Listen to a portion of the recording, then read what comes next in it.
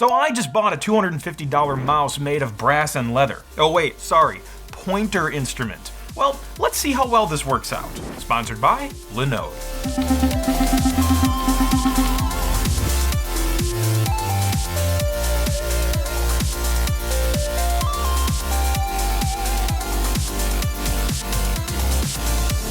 Hey guys, how are you all doing? If you're new here, welcome. My name is Krazy Ken, and this is the Pointer Instrument by Lunar Artifacts. I saw an ad for this on Facebook and I just had to test it out because I thought it would be hilarious for this show. Now, I've never heard of these guys before, and I'm willing to bet most of you haven't either.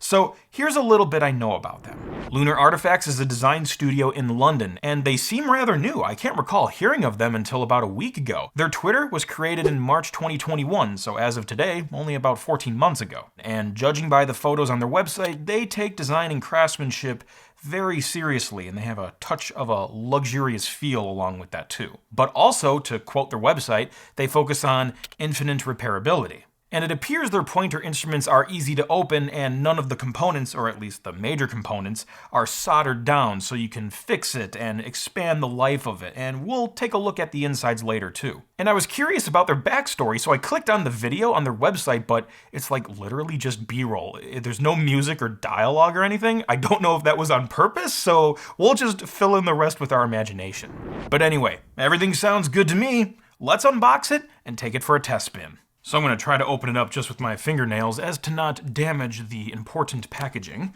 All right, as my friend Alfred de Blasi would say, the condom unit has been removed. Here is the packaging with the specs on the back. Genuine full-grain calf leather. Might go really nice with my 20th anniversary Macintosh peripherals. Solid brass or aluminum base. It's a game they like to play. It's brass or aluminum. Open it up and find out. All jokes aside, you can buy an aluminum one if you want, but hey, we're going all out here. We're getting the brass. You can do wireless charging. Okay, pretty nice. And printed with soy ink, which makes it taste better or something. Okay, let's pop it open. And we have successfully opened it upside down. There we go. And now we open up the monolith. Here we go. There it is. Ooh, hey, okay. That's a quilted, padded finish. I'm not sure what this is really called, but you know what I'm trying to get at. It's something you'd probably see in like a fancy bedroom. I don't know how else to describe that. I'm not rich enough to know what it's called. And, it's in the pot. Ooh, hang on. Ooh, that's got some, that's got some weight to it. Okay. I see you. And then the pointer instrument user guide, and then a braided USB-A to USB-C cable for charging. I would like to test the wireless charging though too. That sounds pretty nifty. You don't get that luxury with an Apple mouse. We'll take it out for the first time. Ooh, oh, hello. That is actually kind of pretty. Holy cow, that leather looks really good. That brass is really shiny. That is really, really reflective and beautiful. That leather feels good too. Oh, very nice. I'm guessing this is some sort of like cushion to protect it. There we go. Kind of looks like Batman. It does. Look at it. He's got like the cowl with the ears and like the wings. This is a Batman. They just won't admit it. Even like the frickin' scroll wheel is brass. Like, yeah, that's not just like a plastic finish that looks glossy. Like, it's got some nice thickness and weight to it. We'll test it with a computer. But first, let's just test the ergonomics here. Does feel a little different than what I'm used to with the Magic Mouse, but that's bound to happen with any mouse. It's a nice click. It feels like the click is a little heavier than the Magic Mouse, just a bit. But that does feel nice with the leather. Personally, not a huge fan of scroll wheels. I prefer the Magic Mouse's touch surface because you can scroll in any direction on that. But it would be pretty hard to do a multi-touch surface on leather, so we can make an exception. Oh, there's actually some more packaging on the bottom here to remove. This little label here. And the tab is stuck. Oh, it's like stuck in the USB-C port. I can't get the tag out. Okay, we'll just have to peel it from the other side. There we go. That center click almost feels heavier than the rest of the buttons. Like, these click pretty easily. You need a lot more force to do a center click on the wheel. Interesting.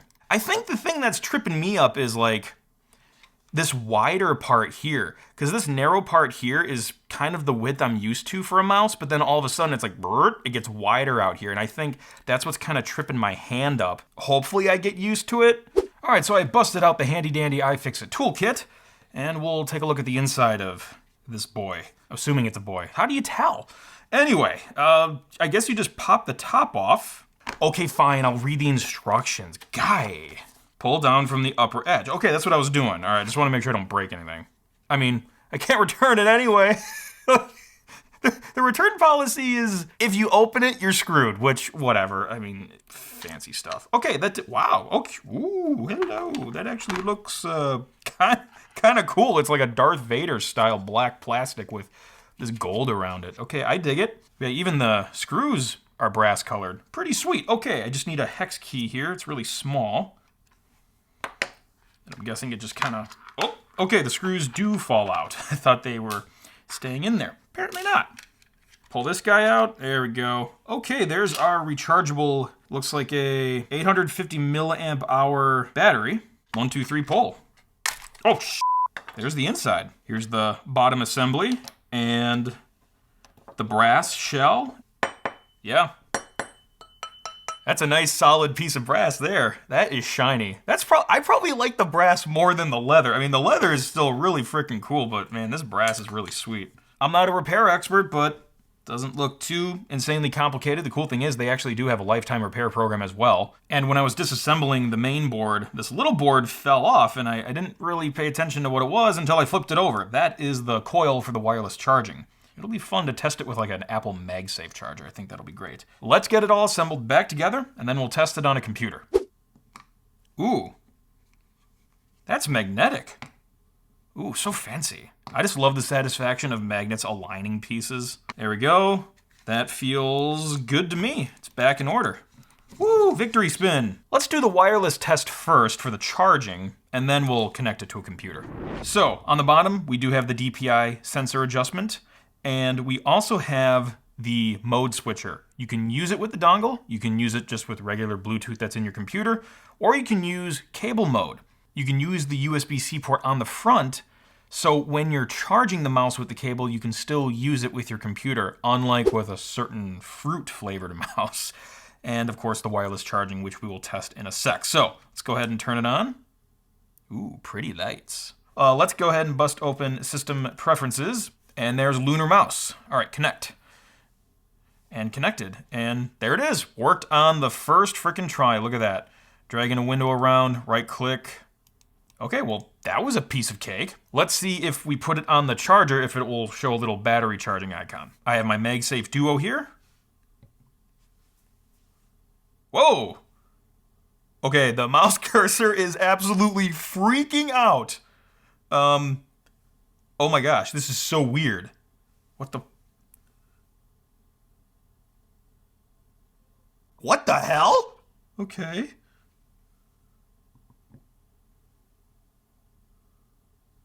I can't explain that one. That was the weirdest, well, I've seen weirder, but that was one of the weirdest things I've ever seen on a computer. Let's try to troubleshoot this together. Let's try turning it off.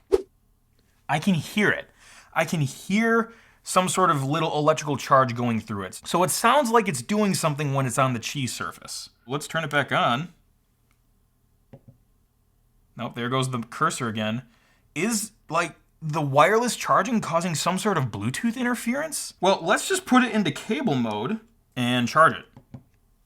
There's a little pulsating light right there underneath. So it does look like it's charging. I'm going to investigate this. To test it, I took some gaffer tape, put it over the sensor, turn the device on, put it in Bluetooth mode so it is connected to the computer again. But then I put it back on the Qi charger.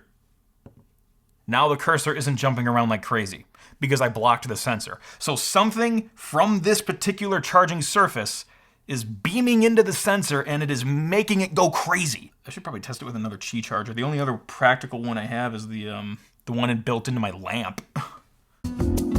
Okay, so I tested the wireless charging with my lamp in my office. It actually has a Qi charger built in.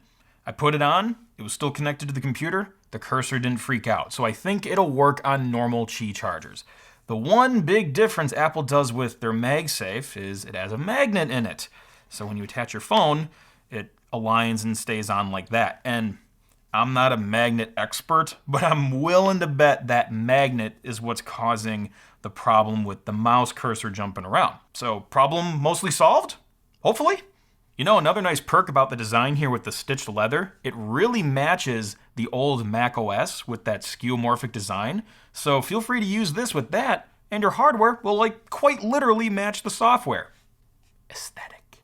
Okay, so I've been testing it out for a bit, and I have concluded the two things I don't really like about this product. I'll start with the good stuff first. It is really pretty. Even the inside is really attractive. And the way it's easy to open up and repair is a pretty nice perk, especially if you're going to spend a lot of money on a mouse and you plan to keep it for a long time. Two really nice pros, though, are you can charge it and use it simultaneously, unlike the Magic Mouse, and there's wireless charging, which the Magic Mouse can't do as well. The two things that I just can't seem to get over are, well, one thing I mentioned earlier, the width of this part here, and the other thing is the scrolling. I knew I wouldn't get the nice benefits of the Magic Mouse scrolling, but overall the scrolling sometimes just feels rough. Like sometimes when I'm scrolling, it kind of feels and sounds like the wheel is grinding a little bit. It doesn't feel smooth or consistent like you would get with a typical scroll wheel. I don't know, maybe I just need to take it apart and jiggle some things, but I'm pretty sure that's how it felt before I even opened it. So I don't think my disassembly ruined the wheel, but yeah, it does feel and sound a little weird. And then when you're scrolling in an application, it just doesn't feel very smooth. And that may not be a problem with the wheel itself. That's just a problem with wheels in general. You're not going to get that nice, smooth inertia scrolling that you can get with the Magic Mouse or the built-in trackpad. And you're not going to get that omnidirectional scrolling either with a mouse like this. Yeah, you can hold down Shift to go left and right, but it's not the same thing. So everything else is really cool. And if you guys want to try it out, I encourage you to check out the Lunar Artifacts website. Then give it a shot. But another thing I also encourage you to check out is my awesome friends at Linode. They've helped me out a bunch over the years, and they can help you out too. If you have a website or application that needs to be scaled and deployed, Linode has the infrastructure and the 24/7 support for you. But Linode is much more than just a bunch of data centers. Linode offers out-of-box apps for game servers like TF2, CSGO, and even Minecraft. You can run your own virtual private network with OpenVPN, build an online application with Joomla's content management system, or build a video streaming site with a multitude of app choices. There's so much you can do with Linode's affordable Linux virtual machines. And to boot, they offer award-winning 24/7 technical support. To put it simply, if it runs on Linux, it runs on Linode. Visit linode.com/computerclan and click the Create Free Account button, and I'll give you a 60-day $100 credit just for watching this episode.